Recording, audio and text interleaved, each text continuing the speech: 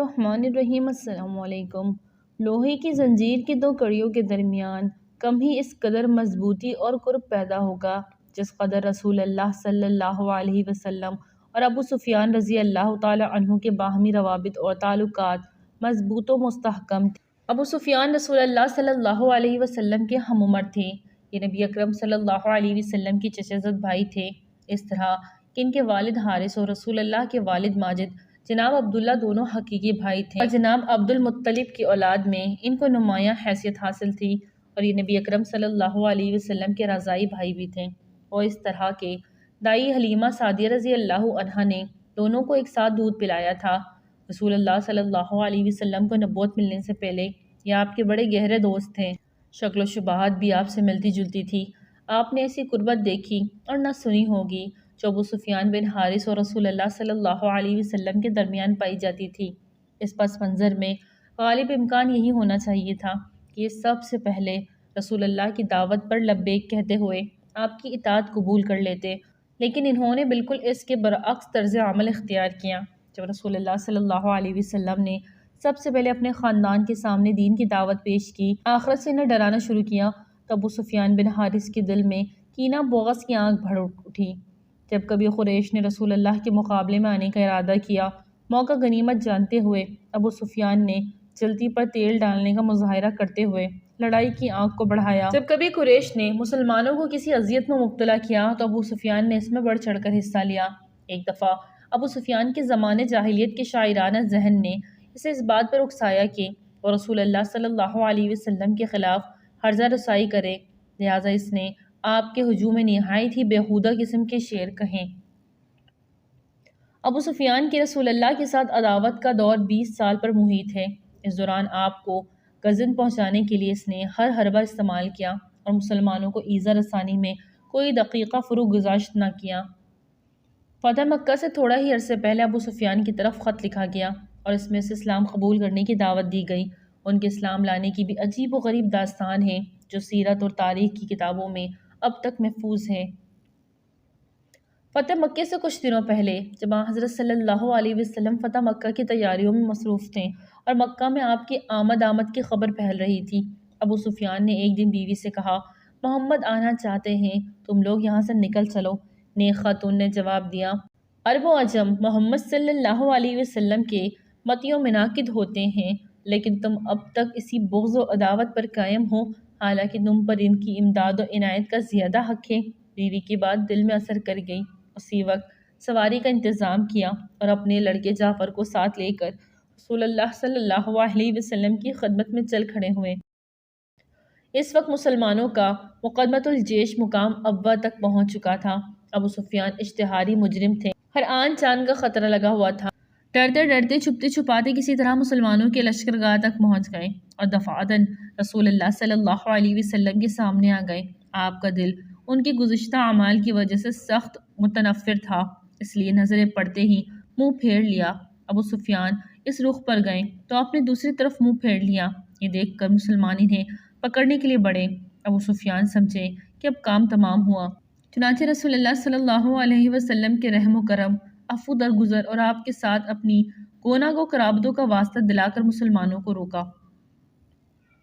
ابو سفیان کی پوری زندگی حضرت صلی اللہ علیہ وسلم اسلام اور مسلمانوں کی مخالفت میں گزری تھی۔ انہوں نے آپ کی تحقیر و تذلیل، مسلمانوں کو ایذا رسانی اور اسلام کی استحصال کا کوئی دقیقہ باقی نہ رکھا۔ اسی لیے رسول اللہ صلی اللہ علیہ وسلم کے دل میں ان کے لیے کوئی جگہ باقی نہ رہ گئی تھی اور آپ کسی طرح درگزر فرمانے پر آمادہ نہ تھے۔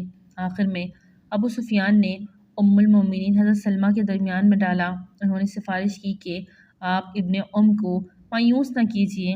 فرمایا، مجھے ایسے ابن ام کی ضرورت نہیں ہے۔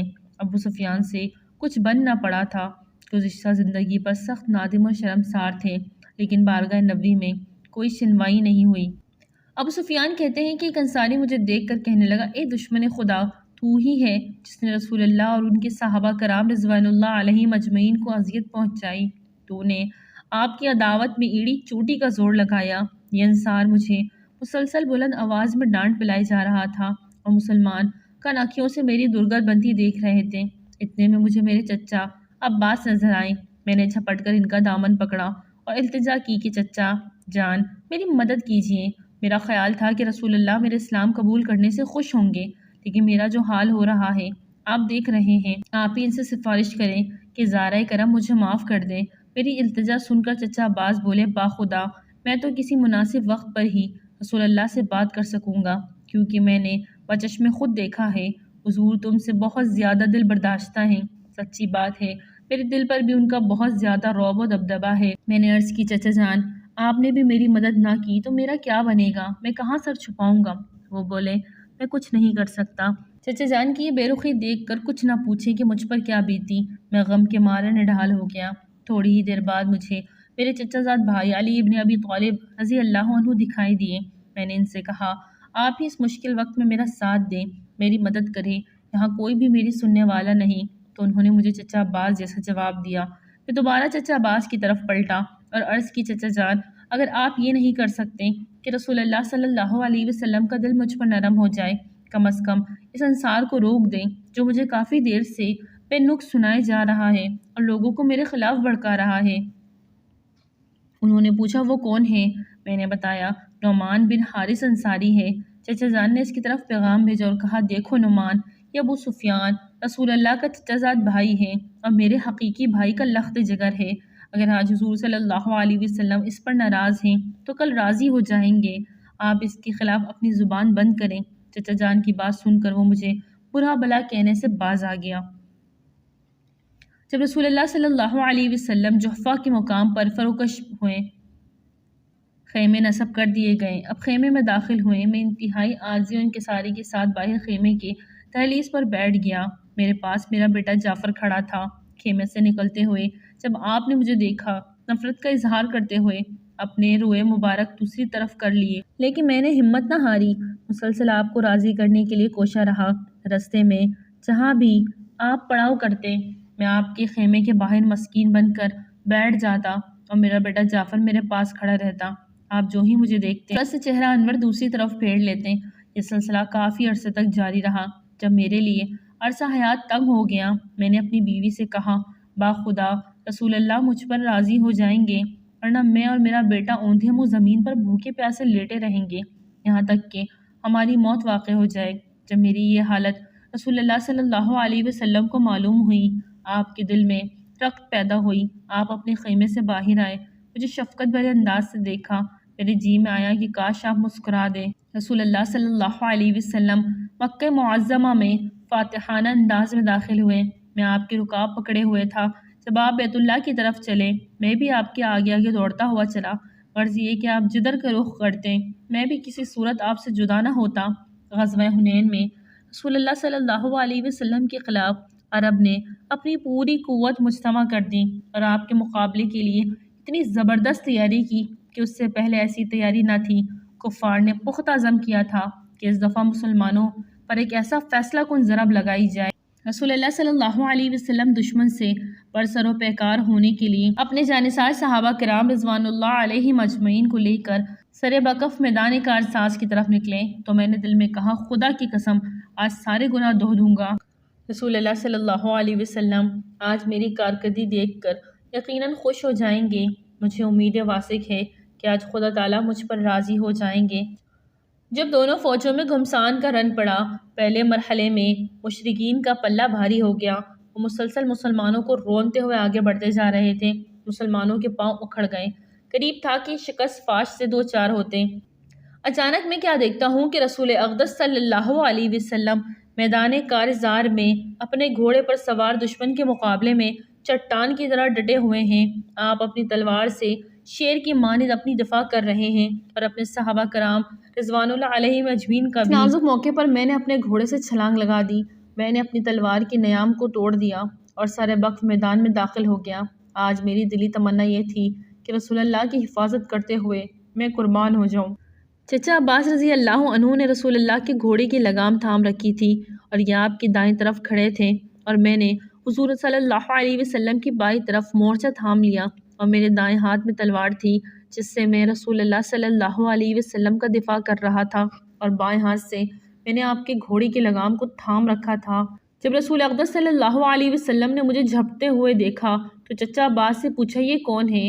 انہوں نے بتایا حضور یہ آپ کا چچا زاد بھائی ابو سفیان ہے، آج آپ اسے معاف کر دیں، اس پر راضی ہو جائیں۔ یہ سن کر حضور صلی اللہ علیہ وسلم نے ارشاد فرمایا آج میں اس پر راضی ہوں، اور ساتھ ہی دعا کی ترجمہ الہی اس سے ہر وہ عداوت معاف کر دے جو اس نے میرے ساتھ دبا رکھی۔ رسول اللہ صلی اللہ علیہ وسلم کی رضا کو دیکھ کر میرا دل خوشی سے اچھل پڑا، میں نے رقاب میں آپ کے پاؤں کو بوسہ دیا، آپ میری طرف متوجہ ہوئے اور ارشاد فرمایا میرے بھائی آگے بڑھو، دشمن کو تہہ تیگ کرو۔ بس میں آپ کا یہ فرمان سن کر دشمن پر ٹوٹ پڑا اور مسلمانوں کے ساتھ ملا کر ایسا زوردار حملہ کیا کہ دشمن کے پاؤں اکھڑ گئے۔ ہم نے 3 میل تک دشمن کو پیچھے دھکیل دیا اور ان کی اجتماعیت کو مختلف سمتوں میں بکھیر دیا۔ غزوہ حنین کے بعد حضرت ابو سفیان بن حارث رسول اقدس صلی اللہ علیہ وسلم کی خوشنودی کے مستحق ہو کر آسودہ زندگی بسر کرنے لگے اور آپ کے اخلاق حسنہ سے مستفیض ہونے لگے، لیکن یہ اپنی نگاہیں شرمندگی کی بنا پر حضور کے سامنے سر جھکائے رکھتے، جب کفر میں بیتے ہوئے دن یاد آتے تو پریشان ہو جاتے۔ ابو سفیان رضی اللہ تعالیٰ عنہ کو جب وہ دن یاد آتے جنہوں نے زمانے جاہلیت میں نور الہی اور کتاب مقدس قرآن مجید سے محرومی کی صورت میں گزارے تو زار و قطار رونا شروع کر دیتے ہیں، لیکن اب یہ دن رات قرآن مجید کی تلاوت میں مگن رہنے لگے اور اس کی آیات پر غور و تدبر کرنے لگے، قرآن حکیم کے احکامات پر عمل پیرا ہونے کے لیے کمر بستہ ہو گئے، دنیاوی زیب و زینت کو خیر آباد کہہ دیا اور اللہ تعالیٰ کے ساتھ لو لگائی۔ ایک دن رسول اللہ صلی اللہ علیہ وسلم مسجد میں تشریف لائے، ابو سفیان پہلے سے وہاں پر موجود تھے۔ حضرت عائشہ رضی اللہ تعالیٰ عنہا سے مخاطب ہوئے اور کہا کیا تم جانتی ہو یہ کون ہے؟ عرض کیا نہیں۔ آپ نے فرمایا یہ میرا چچا زاد بھائی ابو سفیان بن حارث ہے، آج کل یہ مسجد میں سب سے پہلے آتا ہے اور سب کے بعد یہاں سے جاتا ہے اور رستے میں چلتے ہوئے اپنی نگاہیں زمین پر گاڑے رکھتا ہے، آنکھ اٹھا کر نہیں دیکھتا اور نہ ہی ادھر ادھر دیکھتا ہے۔